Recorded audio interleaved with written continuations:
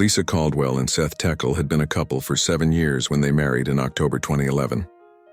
They'd settled into a trailer on a piece of land outside Agency, Iowa in Wapello County, and were expecting their first child, a daughter they named Zoe Maria.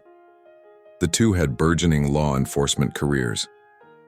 Lisa was a jailer in neighboring Washington County, while Seth, a volunteer firefighter, was set to begin working as a jailer in Wapello County, the same department where Lisa's father, Todd Caldwell, already worked as a sheriff's deputy, and Lisa was a volunteer reserve deputy.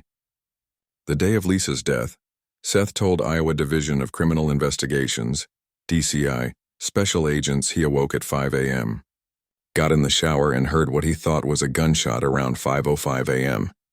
When he got back out of the shower, he saw the outside door open and found Lisa in the bedroom unresponsive with a gunshot wound to her upper left side. He called 911 at 5:23 a.m., but when paramedics arrived, they were unable to save Lisa and pronounced her dead. DCI and sheriff's deputies at the scene found no signs of forced entry or a struggle. Seth provided DCI agents with a list of 5 guns he kept in the house, 2 handguns and 3 rifles, and all were accounted for. Seth also claimed he and Lisa were happily married with no significant issues. When asked who he thought might have killed Lisa, Techel immediately said, "Tate, my crazy-ass neighbor, because of the things he's been saying and doing to us. I honestly think the guy's off his rocker crazy." Brian Tate was a 57-year-old Vietnam veteran and avid gun owner with a history of PTSD and schizophrenia, who lived with his mother and brother on the property next door to the Techels. Weeks before Lisa's death, Tate and Seth Techel had gotten into a dispute over some garbage and a deer hide thrown onto Tate's property, among other incidents. Tate had complained to responding local law enforcement about it several times, including to Lisa's father. Wapello County Sheriff Don Phillips interviewed Tate the day of the shooting and described him to AE True Crime as cooperative and providing a solid alibi.